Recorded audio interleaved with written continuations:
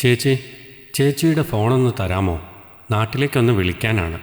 ഭാഷ പോലും അറിയാത്ത ഈ നാട്ടിൽ തൊട്ട അയൽപ്പക്കത്തുള്ളവർ മലയാളികളാണ് എന്നറിഞ്ഞപ്പോൾ അതിൻ്റെ ആശ്വാസത്തിൽ അങ്ങോട്ടേക്ക് വന്നതായിരുന്നു അരുണിമ.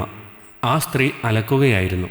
അവരുടെ അരികിൽ ചെന്ന് അവരുടെ ഫോൺ മേടിച്ച് വിളിക്കാം എന്നൊരു പ്രത്യാശയായിരുന്നു ഉള്ളിൽ മുഴുവൻ. അന്നേരം മാത്രമാണ് ആ സ്ത്രീ തന്നെ കാണുന്നത്. വെറുപ്പോടെ തൻ്റെ മുഖത്തേക്ക് അവർ നോക്കി. ദേ പെണ്ണെ, ഞാനൊരു കാര്യം പറയാം. നിന്റെ വീട്ടുകാരുടെ സ്വഭാവം കൊണ്ട് ഇങ്ങോട്ട് വരണ്ട. ഇവിടെ കല്യാണപ്രായമായി നിൽക്കുന്ന ചെറുക്കനുണ്ട്. അവനെയും വല വീശി പിടിക്കാനാണ് ഭാവമെങ്കിൽ എൻ്റെ സ്വഭാവം നീ അറിയും. മര്യാദയ്ക്ക് എൻ്റെ അടിച്ചതിനകത്ത് നിന്ന് ഇറങ്ങിപ്പോയിക്കോ. ഭയപ്പെട്ടു പോയി അവരുടെ അലർച്ച കേട്ട്. കണ്ണുകൾ ഒഴുകിയിറങ്ങി. ഒന്നും മിണ്ടാതെ അവിടെ നിന്ന് പുറത്തേക്കിറങ്ങിപ്പോന്നു. ഭാഗ്യം അവിടെ ഉണ്ടായതൊന്നും അപ്പച്ചി അറിഞ്ഞിട്ടില്ലെന്ന് തോന്നുന്നു.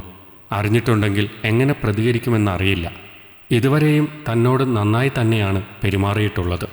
മോളെ എന്നല്ലാതെ വിളിക്കില്ല. എല്ലാം ഒരു അഭിനയമാണെന്ന് ഇതിനകം മനസ്സിലാക്കി. ആദ്യം സന്തോഷമായിരുന്നു തന്നെ ഇങ്ങനെ ചേർത്ത് പിടിക്കാൻ ആരെങ്കിലും ഉണ്ടല്ലോ എന്ന്. പക്ഷേ അതെല്ലാം ഇപ്പോൾ വളരെ അസ്വസ്ഥതയോടെയാണ് താൻ നോക്കി കാണാറ്. ദേഹത്തു കൂടി പുഴുവരിക്കുന്നത് പോലെ തോന്നും. നാട്ടിൽ അച്ഛനും താനും മാത്രമേ ഉണ്ടായിരുന്നുള്ളൂ. അമ്മ ചെറുപ്പത്തിലേ മരിച്ചു. അതുകൊണ്ട് തന്നെ മറ്റൊരു വിവാഹം പോലും കഴിക്കാതെ അച്ഛൻ തനിക്ക് വേണ്ടി ജീവിച്ചു. അച്ഛന് ഒരു അനിയത്തി ഉണ്ടായിരുന്നു, സുഭദ്ര. വളരെ ചെറുപ്പത്തിൽ തന്നെ ആരുടെയോ കൂടെ സ്നേഹിച്ച് ഒളിച്ചോടിപ്പോയതാണ്. ബന്ധു എന്ന് പറയാൻ അവർ മാത്രമേ ഉണ്ടായിരുന്നുള്ളൂ.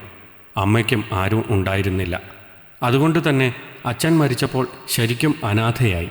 അന്നേരമാണ് ഒരു രക്ഷകയുടെ വേഷം കെട്ടി സുഭദ്ര അപ്പച്ചി അവിടെ അവതരിച്ചത്. അവർ എന്നോട് സ്നേഹത്തോടെ പെരുമാറി.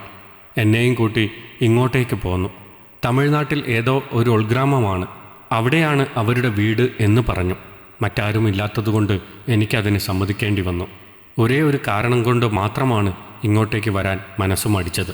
തൊട്ടപ്പുറത്ത് വീട്ടിലെ അജിത്തേട്ടൻ ചെറുപ്പം മുതലേ കാണുന്നതാണ്. എപ്പോഴോ ഞങ്ങൾ തമ്മിലുള്ള ഇഷ്ടത്തിൻ്റെ നിറം മാറി. എന്നോട് ആദ്യമായി ഇഷ്ടമാണ് എന്ന് പറഞ്ഞത് അജിത്തേട്ടൻ തന്നെയായിരുന്നു. എനിക്കും എതിർത്തൊന്നും പറയാനുണ്ടായിരുന്നില്ല. ഡിഗ്രി കഴിഞ്ഞ് അവിടെ തന്നെയുള്ള ഒരു പാരലൽ കോളേജിൽ ട്യൂഷൻ എടുത്തു കൊടുക്കുകയായിരുന്നു. PGക്കും ചേർന്നിട്ടുണ്ട് ആള്. എല്ലാം കഴിഞ്ഞ് ഒരു ജോലി കിട്ടിയാൽ വന്ന് അച്ഛനോട് വിവാഹം അന്വേഷിക്കാം എന്നാണ് പറഞ്ഞിരുന്നത്. പക്ഷേ അതിനു മുമ്പേ അച്ഛൻ പോയി. ഞാൻ ഡിഗ്രി ഫസ്റ്റ് ഇയർ ചേർന്നിരുന്നു. അവിടെ തമിഴ്നാട്ടിൽ പഠിക്കാം എന്നും പറഞ്ഞാണ് ഇങ്ങോട്ടേക്ക് വിളിച്ചു കൊണ്ടുവന്നത്. പക്ഷേ ഇവിടെ വന്നപ്പോൾ എനിക്കെന്തോ പന്തികേട് പോലെ തോന്നി. അസമയത്തും മറ്റുമായി വീട്ടിലേക്ക് എത്തുന്ന ധാരാളം ആണുങ്ങൾ.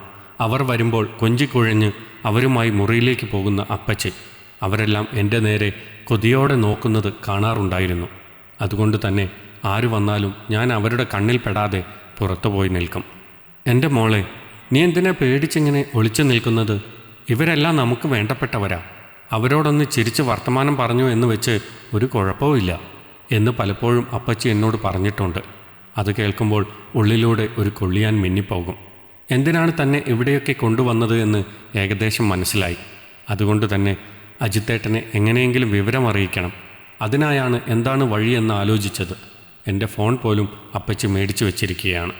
ഞാനും എതിർത്തൊന്നും പറയാത്തത് ഇപ്പോൾ കിട്ടുന്ന സ്വാതന്ത്ര്യം കൂടി അപ്പോൾ നഷ്ടമാകും എന്ന് ഉറപ്പുള്ളത് കൊണ്ടാണ്. എങ്ങനെയെങ്കിലും ഇവിടെ നിന്ന് രക്ഷപ്പെടണം. അതിനുവേണ്ടി ഒരു മാർഗം ചോദിക്കാനാണ് ഫോൺ ചോദിച്ചത്. അപ്പച്ചിയുടെ കണ്ണ് വെട്ടിച്ച് ഇങ്ങോട്ടേക്ക് വന്നത്. അതാണെങ്കിൽ ഇങ്ങനെയും എനിക്ക് സങ്കടം വന്നു.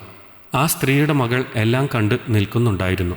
ഞാൻ അപ്പച്ചിയുടെ വീടിൻ്റെ പുറകിൽ ചെന്നിരുന്ന് കരഞ്ഞു. അകത്താരുമായോ സല്ലാപത്തിലാണ് അപ്പച്ചി. ആ പെൺകുട്ടി ഫോൺ കൊണ്ടുവന്നു. എന്നിട്ട് എന്നെ വിളിച്ചു. ഞാൻ അവളെ നോക്കി. സുഭദ്രാക്ക ഒരു വൃത്തികെട്ട സ്ത്രീയാണ്. ആർക്കും ഇവിടെ ഇഷ്ടമല്ല. ഇവിടെ ധാരാളം ആണുങ്ങൾ വരും.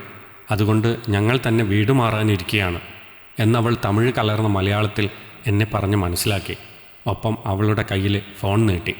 അജിത്തേട്ടൻ്റെ നമ്പർ കാണാപ്പാഠമായിരുന്നു. വിളിച്ച് ഞാൻ എല്ലാം പറഞ്ഞു. ആളെന്നെ വന്ന് കൊണ്ടുപോകാം എന്ന് പറഞ്ഞു. അന്നേരമാണ് സമാധാനം കിട്ടിയത്. അടുത്ത ദിവസം അപ്പച്ചി എന്നോട് നേരിട്ട് തന്നെ പറഞ്ഞു, അതെ, ഇവിടെ അരി വാങ്ങുന്നത് കണ്ടവന്മാരുടെ കൂടെ ഞാൻ കിടന്നിട്ട് തന്നെയാണ്. നിന്നെ ഇങ്ങോട്ട് കൊണ്ടുവന്നതും ആ ഒരു ഉദ്ദേശത്തോടു കൂടി തന്നെയാണ്. ഇപ്പോൾ നിനക്ക് ഏകദേശം കാര്യങ്ങൾ മനസ്സിലായിട്ടുണ്ടാവുമല്ലോ. ഇന്നൊരാൾ വരും ഇവിടെ. രാഷ്ട്രീയത്തിലൊക്കെ വളരെ പിടിപാടുള്ള ഒരാളാണ്. നിന്നെ കണ്ട് ഇഷ്ടമായി എന്ന് പറഞ്ഞ് ധാരാളം പണവുമായി വരുന്ന ആളാണ്. വെറുതെ അയാളെ മുഷിമിപ്പിക്കാൻ നിൽക്കരുത് എന്നും പറഞ്ഞ് അപ്പച്ചി പോയി. ഞാൻ എന്തു വേണമെന്നറിയാതെ നിന്നു. സിനിമകളിലൊക്കെ നായകൻ വന്ന് രക്ഷിക്കുന്നത് കണ്ടിട്ടുള്ളൂ.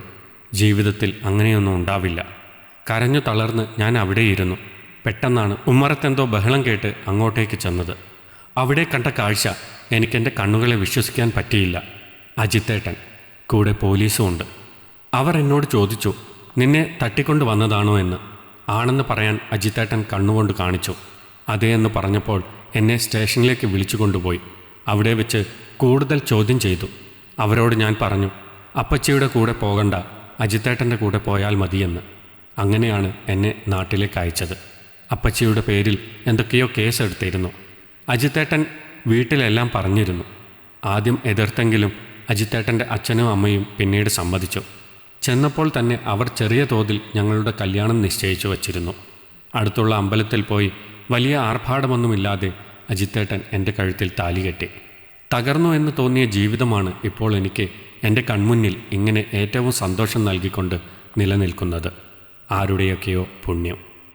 ഈ കഥ നിങ്ങൾക്കിഷ്ടമായെങ്കിൽ ലൈക്ക് ചെയ്യൂ.